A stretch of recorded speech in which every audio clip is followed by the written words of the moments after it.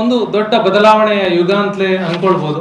ಒಂದಷ್ಟು ತಲ್ಲಣವನ್ನು ರೀಸೆಂಟಾಗಿ ಶೇರ್ ಮಾರ್ಕೆಟಲ್ಲೂ ಒಂದಷ್ಟು ದೊಡ್ಡದಾದ ಏರುಪೇರುಗಳನ್ನು ನಮ್ಮ ಈ AI ಇಂದಾಗಿ ಆಗಿರುವಂಥದ್ದನ್ನು ನಾವು ನೋಡಿರ್ತೇವೆ.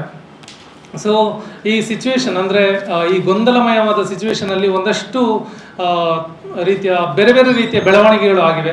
ಅದರಲ್ಲಿ ಶಿಕ್ಷಣ ಅಂದರೆ ಇದರ ಅಡ್ವಾಂಟೇಜನ್ನು ತಗೊಳ್ಳಿಕ್ಕೆ ಒಂದಷ್ಟು ಕೆಲವು ಏನು AI ಬಗ್ಗೆ ಟ್ರೈನಿಂಗ್ ಕೊಡ್ತೇವೆ ಅಥವಾ AI ಬಗ್ಗೆ ಇಂಥದನ್ನು ಕಲಿಸ್ತೇವೆ ಅಂತ ಹೇಳಿಕೊಂಡು ಒಂದಷ್ಟು ಹಣ ಮಾಡುವಂಥ ಕೆಲವೊಂದು ಸಂಸ್ಥೆಗಳು ಕೂಡ ಇದೆ.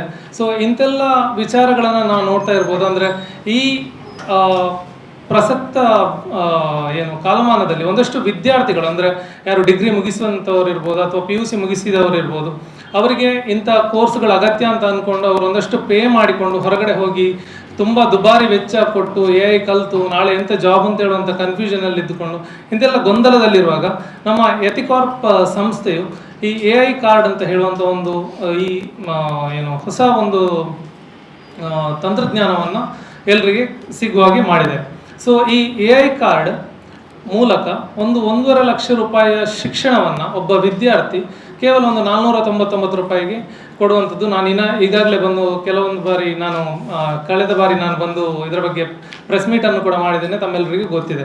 ಸೊ ಇದಕ್ಕೆ ಆ್ಯಡ್ ಆನ್ ಆಗಿ ಅಂದರೆ ತುಂಬ ಜನ ಸರ್ಟಿಫಿಕೇಷನ್ಸ್ ಬಗ್ಗೆ ಕೇಳ್ತಾ ಇದ್ರು, ಅಂದರೆ ಗೌರ್ಮೆಂಟ್ ಸರ್ಟಿಫಿಕೇಷನ್ಸ್ ಏನಾದರೂ ಸಿಗ್ತದಾ, ಕೊಡ್ಬೋದಾ ಅಂತ. ಸೊ ಇದರ ವಿಚಾರವಾಗಿ ನಾನು ಕರ್ನಾಟಕ ಗೌರ್ಮೆಂಟ್ ಪಾಲಿಟೆಕ್ನಿಕ್ ಇದರ ಪ್ರಿನ್ಸಿಪಲ್ ಆಗಿರುವಂಥ ಹರೀಶ್ ಸರ್ ಹತ್ರ ನಾನು ಡಿಸ್ಕಸ್ ಮಾಡಿದಾಗ ಖಂಡಿತವಾಗ್ಲೂ CCTech ಅಂತ ಹೇಳುವಂಥ ಒಂದು ಡಿಪಾರ್ಟ್ಮೆಂಟ್ ಇದೆ, ಇದರ ಮೂಲಕವಾಗಿ ನಾವು ಪರೀಕ್ಷೆ ಮಾಡಿ ಕೊಡ್ಬೋದು ಅಂತ ಒಂದು ವಿಚಾರವನ್ನು ಹೇಳಿದರು. ಸೊ ಇದರಲ್ಲಿ ನಂದು ಒಂದು ಕೆಲವೊಂದು ವಿಷನ್ಸ್ ಇದ್ದಾವೆ. ಅಂದರೆ ಯಾಕೆ ಈ 490ಕ್ಕೆ ನಾರ್ಮಲ್ ಎಲ್ಲರೂ ಕೇಳುವಂಥ 499ಕ್ಕೆ ಯಾಕೆ ನೀವು ಕೊಡ್ತೀರಿ ಅಂತ. ಅದೇ ರೀತಿ ಹರೀಶ್ ಸರ್ ಸಹ ಕೇಳಿದರು 499ಕ್ಕೆ ಯಾಕೆ ನೀವು ಕೊಡ್ತೀರಿ ಅಂತ. ಸೊ ಇದರ ಹಿಂದೆ ಒಂದು ಚಿಕ್ಕ ಸ್ಟೋರಿ ಉಂಟು, ನನ್ನದೇ ಲೈಫ್ ಸ್ಟೋರಿ. ಏನಂತ ಹೇಳಿದ್ರೆ, ನಾನು 2014 ನನ್ನ ಬ್ಯಾಚುಲರ್ಸ್ ಡಿಗ್ರಿಯನ್ನು ಮುಗಿಸ್ಕೊಂಡು ನಾನು ಮಂಗಳೂರಿಗೆ ಟೆಕ್ನಿಕಲ್ ಟ್ರೈನಿಂಗ್ ತಗೊಳ್ಳಿಕ್ಕೆ ನಾನು ಮಂಗಳೂರಿಗೆ ಬಂದವ. ಸೊ ಇಲ್ಲಿ ಸಾಧಾರಣ ಒಂದು 50,000 ತನಕ ಟೆಕ್ನಿಕಲ್ ಕೋರ್ಸ್ಗೆ ಅಂದರೆ ಕಂಪ್ಯೂಟರ್ ಹಾರ್ಡ್ವೇರ್ ಆ್ಯಂಡ್ ನೆಟ್ವರ್ಕಿಂಗ್ ಮತ್ತು CCNA ಆ್ಯಂಡ್ ಸರ್ವರ್ ಈ ಕೋರ್ಸ್ಗಳಿಗೆ ಒಟ್ಟು ಒಂದು 50,000 ಚೇಂಜ್ ಫೀಸ್ ಇತ್ತು. ಸೊ ಆ ಕಾಲದಲ್ಲಿ ಅದು ನನಗೆ ತುಂಬ ಹೊರೆ ಅಂತಲೇ ಅನಿಸಿತು. ಮತ್ತು ಮನೆಯಲ್ಲಿ ಈಗಾಗಲೇ ಡಿಗ್ರಿದೆಲ್ಲ ಫೀಸ್ ಕಟ್ಟಿ ನಾವು ಮಧ್ಯಮ ವರ್ಗದವರು, ಅದನ್ನು ವಾಪಸ್ ನಾನು ಕೇಳುವಂಥದ್ದು ನನಗೆ ಸರಿ ಇರಲಿಲ್ಲ. ಸೊ ನಾನು ರಾತ್ರಿ ಹಗಲು ದುಡ್ದು ಈವನ್ ಸೆಂಟ್ರಲ್ ಮಾರ್ಕೆಟಲ್ಲಿ ತರಕಾರಿ ಹೊತ್ತದ್ದು ಉಂಟು, ಅಥವಾ ನಮ್ಮ ಜನತಾ ಡಿಲಕ್ಸಲ್ಲಿ ನಾನು ಕ್ಯಾಟ್ರಿಂಗ್ ಓದೋದುಂಟು, ನಮ್ಮ PVR ಸಿನಿಮಾಸಲ್ಲಿ ಟಿಕೆಟ್ ಕೊಟ್ಟದಿರ್ಬೋದು, ಅಥವಾ ಜ್ಯೂಸ್ ಸರ್ವ್ ಮಾಡುವಂಥ ಇಂಥ ಎಲ್ಲ ಕೆಲಸಗಳನ್ನು ನಾನು ಮಾಡಿದ್ದೇನೆ. ಮಾಡಿ ಆ 50,000 ಸರಿತೂಗಿಸಿಕೊಂಡು ನಂತರ ಅದನ್ನು ಪೇ ಮಾಡಿ ಅದರ ಜೊತೆಗೆ ಕಲಿತುಕೊಂಡು ನಾನು ಆ ಟೆಕ್ನಿಕಲ್ ಕೋರ್ಸನ್ನು ತಗೊಂಡವ. ಬಟ್ ಈ ಕಾಲದಲ್ಲಿ ಈಗ ಇಮಿಡಿಯೇಟಾಗಿ ಏನಾಗ್ತಾ ಉಂಟು ಅಂತ ಹೇಳಿದರೆ, ಎಲ್ರಿಗೂ ಇದು ತುಂಬ ನೀಡ್ ಅಂತ ಬರ್ತಾ ಉಂಟು. ಅಂದರೆ AI ಕಾರ್ಡ್ ಅಥವಾ AI ಎಜುಕೇಷನ್ ಅಂತ ಹೇಳುವಂಥದ್ದು ಪ್ರತಿಯೊಬ್ಬರಿಗೂ ಅಗತ್ಯ ಅಂತ ಬರ್ತಾ ಉಂಟು. ಇದನ್ನು ಮಿಸ್ಯೂಸ್ ಮಾಡಿಕೊಳ್ಳಿಕ್ಕೆ ಒಂದಷ್ಟು ಜನ, ನಿಮ್ಗೆ ಗೊತ್ತಿರ್ಬೋದು, ಮಿಸ್ಯೂಸ್ ಮಾಡ್ಕೊಳ್ಳುವಂಥದ್ದು ತುಂಬ ಜನ. ಒಂದು ಯಾವುದೇ ತಂತ್ರಜ್ಞಾನ ಬಂದ ತಕ್ಷಣ ಅದರ ಪಾಸಿಟಿವ್ ಇಂಪ್ಯಾಕ್ಟ್ ಕೂಡ ಇರ್ತದೆ, ನೆಗೆಟಿವ್ ಇಂಪ್ಯಾಕ್ಟ್ ಕೂಡ ಇರ್ತದೆ. ಸೊ ಅದರಲ್ಲಿ ನೆಗೆಟಿವ್ ಇಂಪ್ಯಾಕ್ಟ್ ಏನು ಅಂತ ಹೇಳಿದರೆ, 9 ರೂಪಾಯಿಗೆ ಕೋರ್ಸ್ ಕೊಡ್ತೇವೆ, 10 ರೂಪಾಯಿ ಕೊಡ್ತೇವೆ ಅಂತ ಹೇಳಿ ಒಳಗೆ ಕರ್ಕೊಂಡೋಗಿ 20-30 ಸಾವಿರಕ್ಕೆ ಕೊಡುವಂಥದ್ದು, ಇಂಥದ್ದೆಲ್ಲ ಆಗ್ತಾ ಇರಬೇಕಾದ್ರೆ ನಾನು ಪ್ರತಿಯೊಬ್ಬರಿಗೂ AI ಎಜುಕೇಷನ್ ಸಿಗಬೇಕು ಅಂತ ಹೇಳುವ ಒಂದು ಪರ್ಪಸ್ ಇಟ್ಕೊಂಡು ಈ AI ಕಾರ್ಡನ್ನು ನಾವು ಹೊರಗೆ ತಂದ್ವಿ. ಆ್ಯಂಡ್ ಇದರ ಸರ್ಟಿಫಿಕೇಷನ್ಸನ್ನು, ಗೌರ್ಮೆಂಟ್ ಸರ್ಟಿಫಿಕೇಷನ್ಸ್ ಬೇಕು ಅಂತ ಹೇಳುವ ಬಗ್ಗೆ ಚರ್ಚೆ ಮಾಡಿದಾಗ ನಮ್ಮ KPT ಕರ್ನಾಟಕ ಗೌರ್ಮೆಂಟ್ ತಾಂತ್ರಿಕ ಮಹಾವಿದ್ಯಾಲಯದಿಂದ ನಮ್ಮ ಹರೀಶ್ ಸರ್ ಇದಕ್ಕೆ ಓಕೆ ಅಂತ ಹೇಳಿ ಇದರ ಬಗ್ಗೆ ಎಕ್ಸಾಮ್ ಮಾಡಿ ಮಾಡ್ಬೋದು ಅಂತ ಹೇಳಿದರು. ಇದರ ಬಗ್ಗೆ ಹೆಚ್ಚಿನ ಮಾಹಿತಿಯನ್ನು ತಮ್ಮಲ್ಲಿ ಹರೀಶ್ ಸರ್ ಹತ್ರ ನಾನು ಕೊಡ್ಲಿಕ್ಕೆ ಹೇಳ್ತಾ ಇದ್ದೇನೆ. ಈಗಾಗಲೇ ಗೊತ್ತಿರ್ಬೋದು, ಪ್ರತಿಯೊಬ್ಬರು ನಂತರ ಜಾಬ್ ಏನಂತೆಲ್ಲ ಹೇಳ್ತಾರೆ. ಆದರೆ ಇಲ್ಲಿ AI ಒಂದು ವಿಶೇಷತೆ ಏನಂತ ಹೇಳಿದ್ರೆ, ಇದು ಟೂಲ್, ಒಂದು ಸಪೋರ್ಟಿಂಗ್ ಈಗ ಹೇಳ್ತೇವೆ. ಅದೊಂದು ಮುಂಚಿನ ಕಾಲದಲ್ಲಿ ಕ್ಯಾಲ್ಕುಲೇಟರ್ ಇದ್ದಾಗೆ ಈಗ ಪ್ರತಿಯೊಂದಕ್ಕೀಗ AI ಬೇಕೇ ಬೇಕು, ನೀವು ಯಾವುದೇ ಫೀಲ್ಡ್ ಇರಲಿ. ಹಾಗಾಗಿ ಅಂಥ ಒಂದು ಕಾಲಘಟ್ಟದಲ್ಲಿ ನಾವು ಬಂದು ಮುಟ್ಟಿದ್ದೇವೆ. ಪ್ರತಿಯೊಬ್ಬರಿಗೂ ಅದು ಪ್ರೊಫೆಷನ್ ಏನೇ ಇರಲಿ AI ಅಂತೂ ಬೇಕು. ಯಾಕಂದರೆ ಅದಕ್ಕೆ ಪ್ರಾಂಪ್ಟ್ ಇಂಜಿನಿಯರ್ ಅಂತ ಹೇಳಿದ್ರೆ, ಅದು ಹೇಗೆ ಪ್ರಶ್ನೆ ಮಾಡೋದು, ಅದರದ್ದು ಕೇಳೋದು ಹೇಗೆ ಅಂತೇಳಿ ಗೊತ್ತಾಗದಿದ್ರೆ AI ಗೊತ್ತಾಗೋಲ್ಲ. ಹಾಗಾಗಿ ಈಗ ಮಕ್ಕಳು ಜಾಬಿಗೆ ಹೋಗುವಾಗಲೂ ಅದರ ಪ್ರಶ್ನೆ, ನಿಮಗೆ AI ಗೊತ್ತಿದೆಯಾ? ಯಾಕಂದ್ರೆ ಇನ್ನು ಮೇಲೆ ಅದರಲ್ಲೇ ಮಾಡಬೇಕಲ್ಲ ಎಲ್ಲವನ್ನು. ಅದಕ್ಕೆ ಆಗ ಅದು ಗೊತ್ತಿಲ್ಲ ಅಂತ ಹೇಳುವಾಗ ಅದು ಸರ್ಟಿಫಿಕೇಶನ್ ಬೇಕಾಗುತ್ತೆ. ಹಾಗೆ ನಮ್ಮದು ಕರ್ನಾಟಕ ಗೌರ್ಮೆಂಟ್ ಪಾಲಿಟೆಕ್ನಿಕ್ ಗೊತ್ತಿರ್ಬೋದು, ಈಗಾಗಲೇ ಆಟೋನಮಸ್ ಆಗಿ ನಮ್ಮದೇ ಆದಂಥ ಇದನ್ನು ತಂದಿದೆ. ಹಾಗಾಗಿ ನಮಗೆ ಅದರ ಬಗ್ಗೆ ಪೂರ್ತಿ all India council for technology education ನಮಗೆ ಪರ್ಮಿಷನ್ ಕೊಡ್ತಿದೆ. ಸೊ ಅದಕ್ಕೆ ಅದರ ಮಾನದಂಡಗಳೆಲ್ಲ ನೋಡಿಕೊಂಡು ನಾವು ಅದರ ಬಗ್ಗೆ ಇದೇ ಯತಿ ಕಾರ್ಪೊರೇಟ್ಗೆ MOU ಮಾಡಿಕೊಂಡು ನಾವು ಅದನ್ನು ಅವ್ರು ಮಾಡಿದ್ದು ಯಾವ ರೀತಿ ಇದೆ, ಸರಿ ಇದೆಯಾ, ಯಾವುದನ್ನು ಟೀಚ್ ಮಾಡ್ತಾರೆ, ಹೇಗೆ, ಅದಕ್ಕೆ ಎಕ್ಸಾಮ್ ಅಥವಾ ಇದನ್ನು ಮಾಡಿ ನಾವು ಅದು ಸರ್ಟಿಫಿಕೇಷನನ್ನು ಕೊಡ್ತೇವೆ. ಈ ಒಂದು MOU ನಮ್ಮ ಮಧ್ಯೆ ನಡೆದಿದೆ. ಇದರ ಬಗ್ಗೆ ಹೆಚ್ಚಿನ ವಿಷಯಗಳನ್ನು ನಮ್ಮ ಕೋಆರ್ಡಿನೇಟರ್ ಇದ್ದಾರೆ, ಅವರೇ ಇದರ ಕೋಆರ್ಡಿನೇಟರ್. ನಾವು ಯಾವುದಕ್ಕೂ ಒಂದು ಕೋಆರ್ಡಿನೇಟರ್ ಮಾಡ್ತೇವೆ, ಅವರು ಅದರ ಬಗ್ಗೆ ಹೇಳ್ತಾರೆ. ಈಗಾಗಲೇ ತಮ್ಮಗಳಿಗೆಲ್ಲ ಗೊತ್ತಿರೋ ಹಾಗೆ ಕರ್ನಾಟಕ ಸರ್ಕಾರಿ ಪಾಲಿಟೆಕ್ನಿಕ್ ಸಂಸ್ಥೆ ಬಗ್ಗೆ ತಮಗೆಲ್ಲರಿಗೂ ಮಾಹಿತಿ ಇದ್ದೇ ಇರುತ್ತೆ. ಸ್ವಾತಂತ್ರ್ಯ ಪೂರ್ವದಲ್ಲಿ ಪ್ರಾರಂಭವಾದಂಥ ಒಂದು ಸಂಸ್ಥೆ ಇದೀಗ ಭಾರತದಲ್ಲೇ ಮೊಟ್ಟ ಮೊದಲ ಸ್ವಾಯತ್ತ ಸ್ಥಾನಮಾನ ಪಡೆದಂಥ ಪಾಲಿಟೆಕ್ನಿಕ್ ಆಗಿ KPT ಹೊರಹೊಮ್ಮಿರೋದು ನಿಮಗೆ ಗೊತ್ತಿದೆ.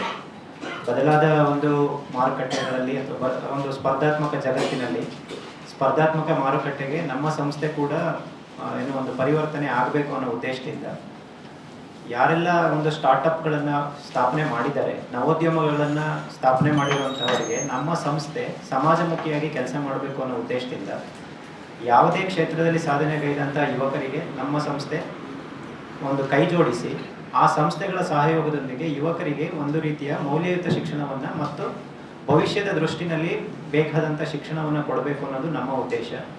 KPT ಈಗ ಸ್ವಾಯತ್ತ ಸಂಸ್ಥೆಯಾಗಿ ಇರೋದ್ರಿಂದ ನಮಗೆ ನಮ್ಮದೇ ಆದಂಥ ಒಂದು ಸಿಲೆಬಸ್ಗಳನ್ನು ಮಾಡುವಂಥದ್ದು ಮತ್ತು ಹೆಚ್ಚು ಕೈಗಾರಿಕೆಗಳೊಂದಿಗೆ, ಉದ್ಯಮಗಳೊಂದಿಗೆ ಮತ್ತು ನವೋದ್ಯಮಗಳೊಂದಿಗೆ ಒಡಂಬಡಿಕೆಗಳನ್ನು ಮಾಡೋದ್ರ ಮೂಲಕ ಫ್ಯೂಚರಿಸ್ಟಿಕ್ ಎಜುಕೇಷನ್ ಅಂತ ನಾವೇನು ಹೇಳ್ತೀವಿ ಇದನ್ನು ದೊರಕಿಸ್ಕೊಡ್ಬೇಕು ಅನ್ನೋದು ನಮ್ಮ ಉದ್ದೇಶ. ಅಂತಹ ಸಂದರ್ಭದಲ್ಲಿ ನಮಗೆ ಯತಿ ಕಾರ್ಪ್ನವರು ಬಂದು ನಮ್ಮನ್ನು ಸಂದರ್ಶನ ಮಾಡಿದಾಗ ಅವ್ರ ಹತ್ರ ಎಕ್ಸ್ಪರ್ಟೈಸ್ ಇದೆ, ನಮ್ಮ ಹತ್ರ ಎಕೋಸಿಸ್ಟಮ್ ಇದೆ, ನಾವು ಯಾಕೆ ಕೈ ಜೋಡಿಸಿ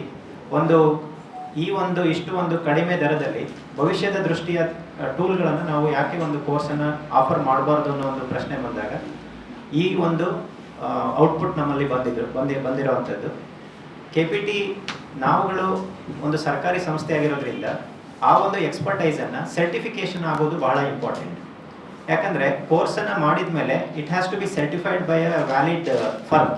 ನಮ್ಮ ಒಂದು KPTಯಲ್ಲಿರುವಂಥ ಒಂದು CCTech ಸಬ್ ಸೆಂಟರ್ ಈಗಾಗಲೇ ಸಮಾಜಮುಖಿಯಾಗಿ ಮಂಗಳೂರಿನ ಸುತ್ತಮುತ್ತ ಇರುವಂಥ ಭಾಳಷ್ಟು ಸಂಸ್ಥೆಗಳೊಂದಿಗೆ ಒಡಂಬಡಿಕೆ ಮಾಡಿಕೊಂಡು ನಾವು ಈ ಕೆಲಸ ಕಾರ್ಯಗಳನ್ನು ಮಾಡ್ತಾಯಿದ್ದೀವಿ. ಹಾಗಾಗಿ ಈಗ ನಾವು ಯತಿ ಕಾರ್ಪನ ಏನು ಸಂಸ್ಥಾಪಕರಿದ್ದಾರೆ, ಯುವಕರಿದ್ದಾರೆ, ಅವರಿಗೆ ಒಂದು ಸಪೋರ್ಟ್ ಮಾಡಬೇಕಂತ ಹೇಳಿ ಮತ್ತು ಮುಂದಿನ ದಿನಗಳಲ್ಲೂ ಹಾಗೆ ಯಾರೇ ನಮ್ಮ ಮಂಗಳೂರು ದಕ್ಷಿಣ ಕರ್ನಾಟಕದ ಯಾರೇ ಒಬ್ಬರು ಸಾಧಕರಾಗಿರ್ಬೋದು, ಅದು ಒಂದು ನವೋದ್ಯಮ ಸ್ಥಾಪನೆ ಮಾಡಿರುವಂಥವ್ರು, ಅವ್ರು ವೈದ್ಯಕೀಯ ಕ್ಷೇತ್ರ ಆಗಲಿ, ಆರೋಗ್ಯ ಕ್ಷೇತ್ರ ಆಗಲಿ, ಮತ್ತು ನೀರಾವರಿ ಕ್ಷೇತ್ರ ಇರ್ಬೋದು, ಮತ್ತು ಯಾವುದೇ ಒಂದು ಕೈಗಾರಿಕೆಗಳಾಗಿರ್ಬೋದು, ಬಂದು ನಮ್ಮನ್ನು ಸಂದರ್ಶನ ಮಾಡಿದರೆ ನಮ್ಮ ಒಂದು ಸಂಸ್ಥೆ ಇದಕ್ಕೆ ಕೈ ಜೋಡಿಸುತ್ತೆ ಮತ್ತು ವಿದ್ಯಾರ್ಥಿಗಳಿಗೆ ಬೇಕಾದಂಥ ಹೊಸ ಹೊಸ ವಿಷಯಗಳನ್ನು ಪಾಠ ಮಾಡಲಿಕ್ಕೆ ನಾವು ರೆಡಿ ಇದ್ದೇವೆ.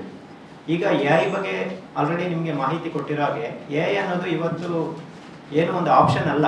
It is no more optional, but AI is essential actually.